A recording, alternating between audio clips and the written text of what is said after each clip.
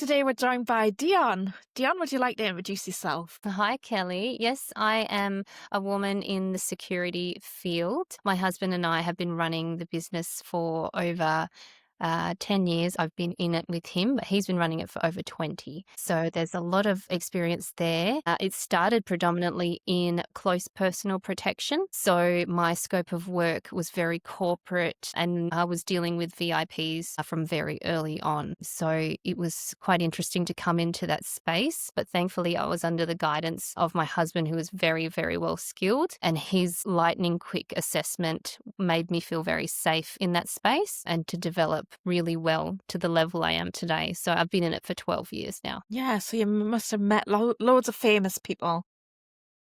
Yes.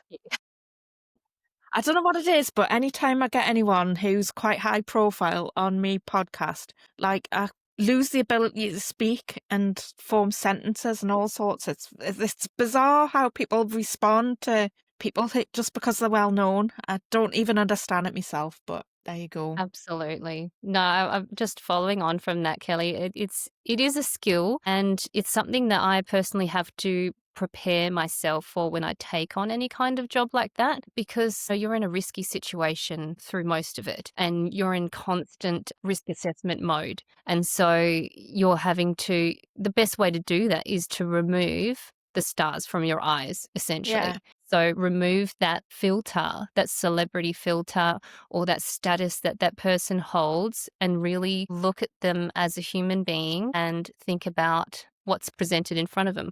What risks come with this type of person at this level? What type of demographic come and see these type of people? So it's really important to take that first step. And I feel like it's a skill that I apply across the board now. I don't have to be dealing with VIPs. If somebody is holding a high financial status or in management or there's a hierarchy somewhere, apply that same rule of removing the stars from your eyes, removing that lens and looking at things as they are, as facts and as a human being. And then, you can apply empathy, you can apply your skills in such a better way when you look at it, Yeah. things like that. Because they are just people at the end of the day. I know that. That's right. That's right. I But we know get that, but blinded I by the still, light. it's ridiculous. I know it is. Anyway, can I ask, how do you think it's different for a man in your field of work as opposed to a woman in your field of work? Because, over the last few decades, we've been the culture's been going in the way that there's no difference between men and women, but there actually is. Men are a lot stronger than women. And so I would think that you would need to use different skills as a security person, but maybe that's not the case. What do you think about that? Yeah, well, 100%. It all really comes down to working as a team. Genders aside, let's look at the skill set that we have as a whole and utilize the best parts of all of us. Because, there have been situations that, I could process that, like an eviction, for example. Say there's an intoxicated male and I have to deal with him. I can assess it and I can actually gauge the type of person that he is and how he will receive me, because I've just dealt with so many personalities over these years. Yeah. And I'm confident enough to de-escalate where necessary. And sometimes I just put on the mum voice, Kelly, and Yeah. they're like, yeah, okay, no worries. Yeah, okay, I'll just let myself out. But there will be other times where, someone might present to be, quite misogynistic. They might be quite aggressive in their behavior. And right away, I would go, okay, this is where I'll need this person, and that's when I can delegate the task. And the same thing, the guys do it with me as well. Maybe this needs a softer touch. So I just feel like if we just work together in unity across any type of workplace, we'll just get a way better outcome. Yeah, well, that is what teams are, aren't they? Made up of people with different skills and different abilities. So that makes sense. Yeah. That's right. Yeah, definitely. And in the scope of security, for so long it's been looked at as a male-dominated industry. But I mean, I do look at it as a female industry because we are protectors in our Yeah. own sense. You know, we are protective. We know how to de-escalate. We know how to communicate. These are all important skills, and having that level of empathy, it really applies so well when you're dealing with human beings. So, Agree. yeah, I just feel that's so important, and it's progressing quite slowly, but you know, it's starting to get there, and hopefully, you know, the more people see women on the field, you know, then it won't be such a, you know, like a unicorn in the room, you know. Yeah. Yeah.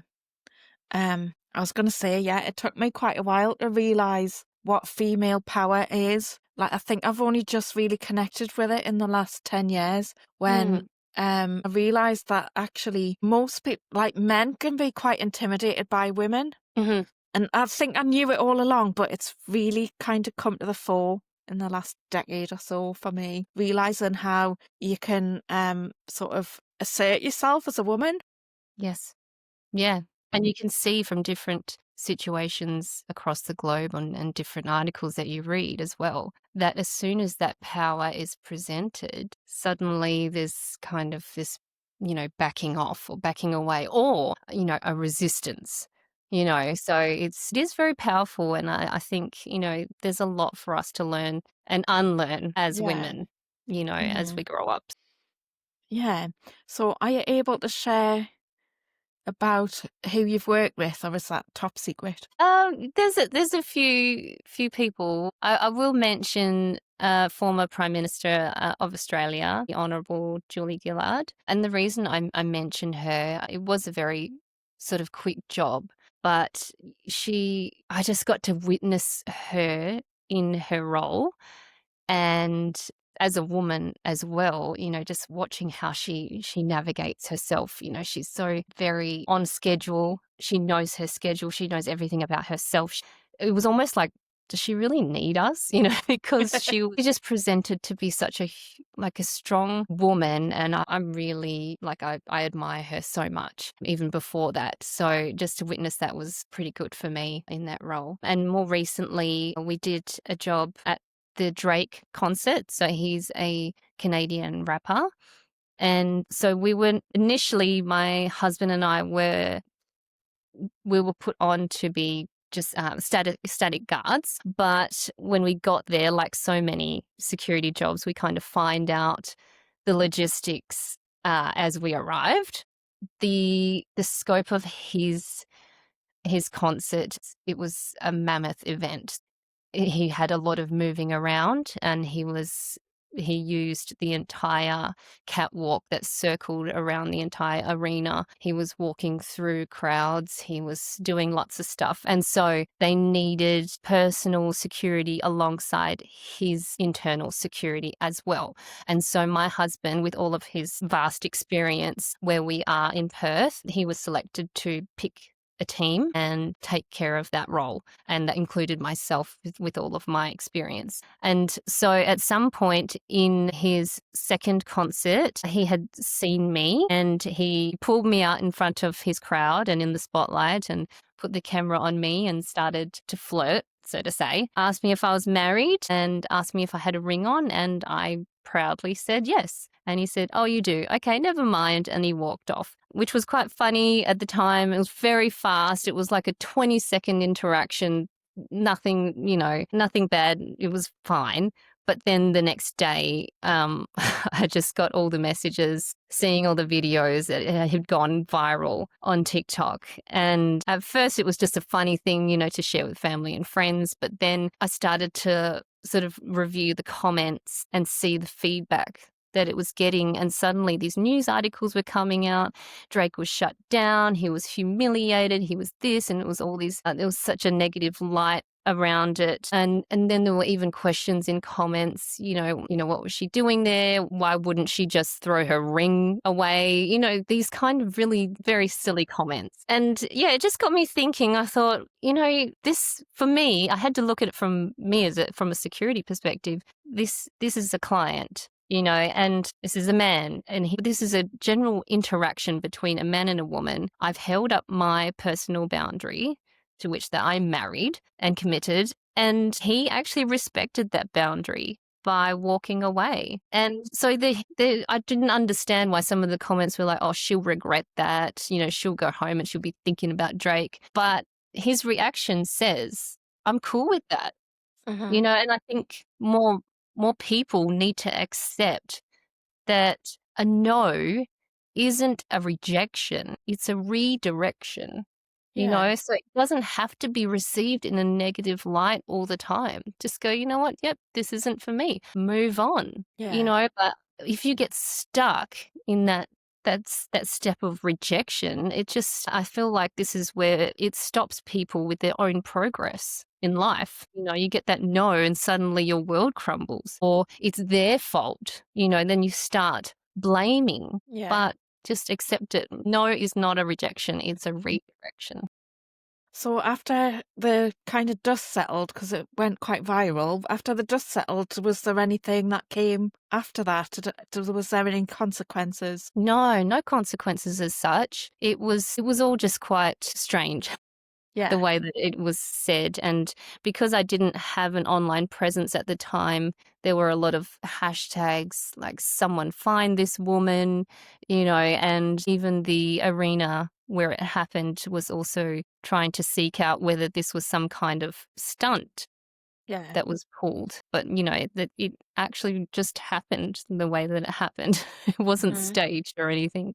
Yeah. So, but yeah, for me, after that, it really got me thinking about the message that this speaks and what I could bring to this. Because one, I'm a woman in security, I'm in a male dominated industry, and I wanted to clarify the level of skill set I had to be in the vicinity of someone that high in celebrity status. He wasn't just walking down the street and I just happened to be there. There's a reason he saw me at the time that he did, where he did, because of my skill set. Yeah. I'm just not a random security guard. I'm a security agent and I've been a security personnel and in corporate protection for over 10 years. So I really felt that this was a point to start reaching out to women and young women as well. I'm starting to do workshops within schools to help them with this kind of interaction and the behaviors that you could learn about on the job with security. Mm. Yeah, I actually have a friend who works in security. It's quite interesting. She does all sorts of well-being stuff as well. So she's got lots of different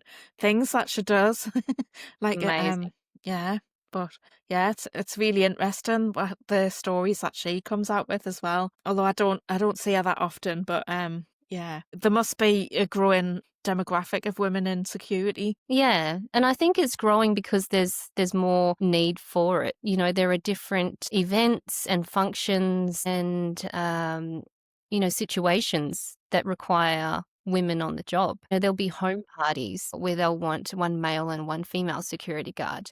There'll be religious events, you know, where they'll only want women. There'll be female events that just want women, you know, and we can cater to that. So it's really important that it needs to expand and there needs to be more women in this field of work. Yeah. I was just thinking about that incident with Donald Trump where there was a female security guard who Mm. I think did she duck or something. She like got out the way and then was really criticised.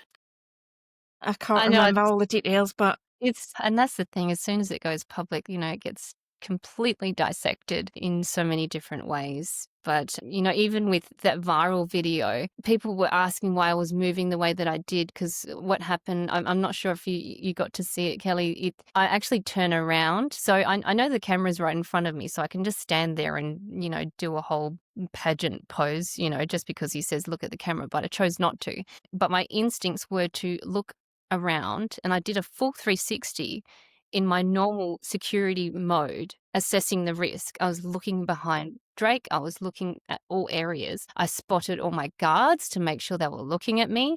And then I smiled. Then I interacted. So, you know, these are the steps and skills I actually teach, you know, women, because your safety comes first always. Even when the lights are bright, you know, in a celebrity light like that, my first thought was my safety. Have yeah, I got eyes on me? Am I cool? I've just left my position. Am I good? And that becomes normal when you do it so often with this type of work. And, you know, if we can implement that in our daily life, I think that would be amazing. And people would feel a lot safer just doing day-to-day things and not be, a deer in the headlights when something does happen, because they've already taken those automated steps to assess their own space. Yeah, I suppose you've got a lot to teach just women in general about how they can protect themselves when they're out and about. That's it. Because you don't want them to be scared. No. I feel like that there's dangers everywhere, and especially, the riff with men and women, but if you just avoid that and just think, okay, if I just don't leave my house, I'll be safe. Well, no, you're not, because most accidents happen in the home, don't they? Exactly. And then online, it's all about self-awareness. And once you're aware of yourself and your space and your emotions and how you are feeling, there's nothing to worry about, because you're confident and you know what to do. If I don't feel right in this moment, do I need to engage? Do I need to exit, or do I need to escalate? There are so many things I can do. I don't have to be a deer in the headlights. I can reach out for help, or I can speak and I can communicate my feelings if I need to. Yeah, interesting. I'm going So, on. I'm yeah, in my workshop zone of just letting out all the goods. no, that's good. So was had you thought about going into security before you met your husband, or was it just because you Absolutely met him not. and yeah, how did that come about?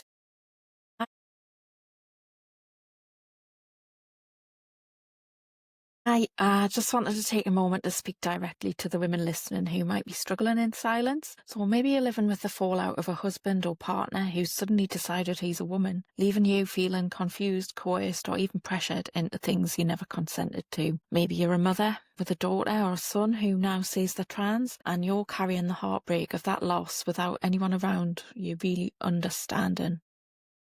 Or maybe you've been cancelled, silenced, or bullied in your workplace, in your family, or even online, and you're left questioning your reality, your confidence, and your sense of self. If any of that sounds familiar, I just want you to know that you're not alone, and you don't have to keep pushing through it on your own strength, because that's exactly why I offer counselling for women. It's a private, safe, and non-judgmental space where you can say the unsayable.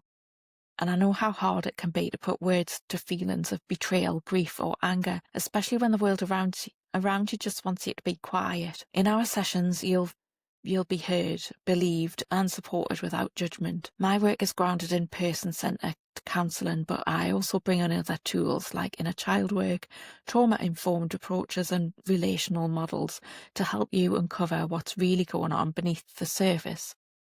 Together we'll explore how the past is shaping the present, untangle the dynamics of coercive or narcissistic relationships, and give you space to grieve losses that others might dismiss or deny. The women that I work with often tell me that our sessions give them clarity, strength, and the ability to start making decisions that honour their own needs, sometimes for the first time in years. And so whether you're trying to rebuild after coercion, come to terms with ambiguous loss, or simply reconnect with who you are, therapy can be the place where you start to feel like yourself again. And I offer a free, no obligation consultation so that you can see if working together feels like the right fit. There's no pressure, just a chance to talk about what you need and how I might be able to help. You can find out more at kellyoliverdougall.co.uk. You deserve a space where you are truly heard, and if this speaks to you, I'd be honoured to walk alongside you on your journey of healing and strength.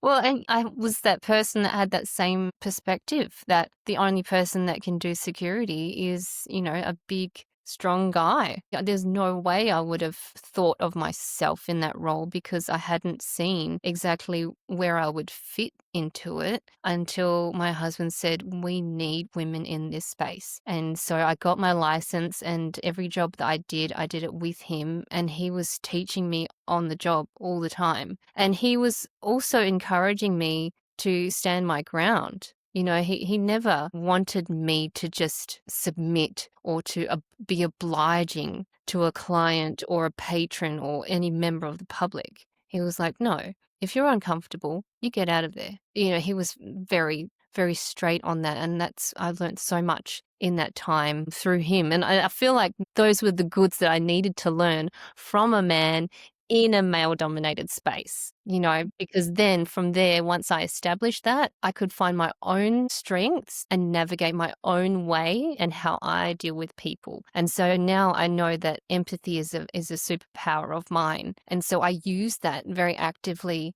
in my role, whilst also knowing how to hold my own boundaries and how to hold strong presence whenever I work. Yeah. Can you think of any sort of situations that you find really tricky, other than when you met Drake and went viral?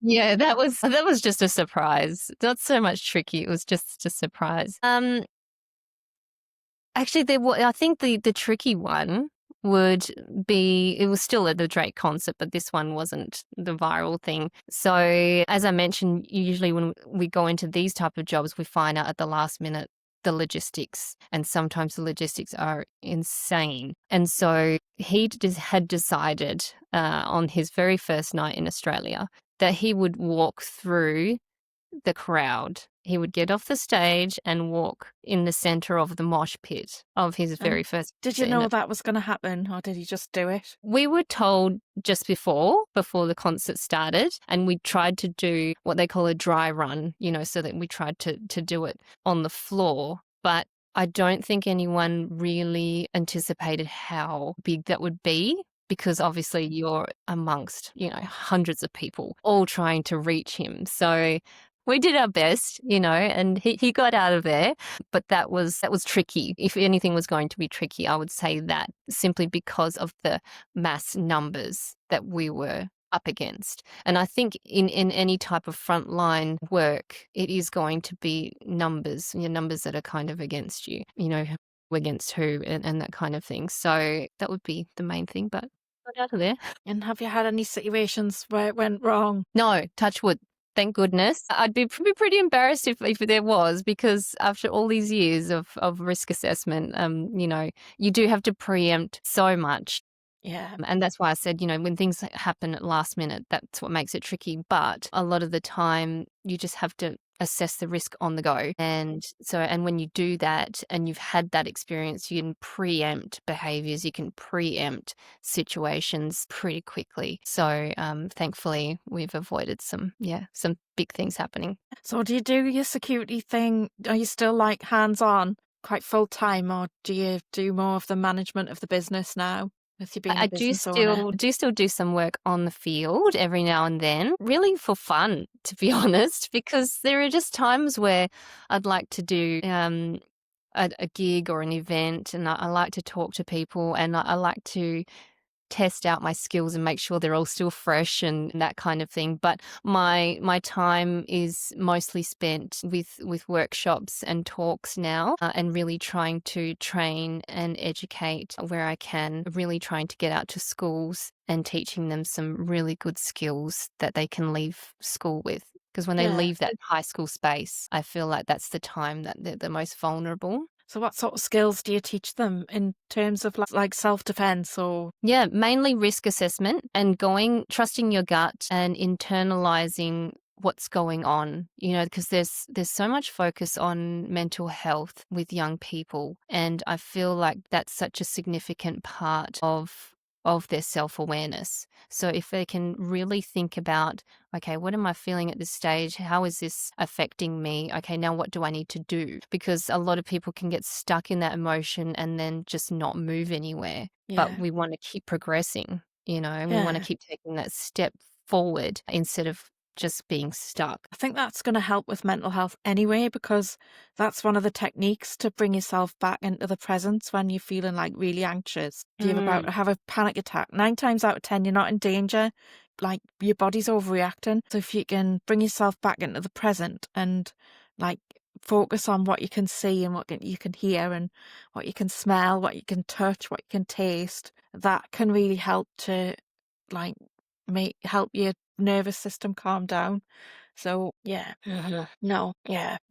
I think that's really worthwhile work. Actually, it's not as an angle I'd thought of like a security company to go into schools and sort of teach that, and it's helping mental health as well, because either you can identify the actual danger or realize that there isn't any danger, and it's that assessment rather than just sitting in your panic. Yeah, yeah.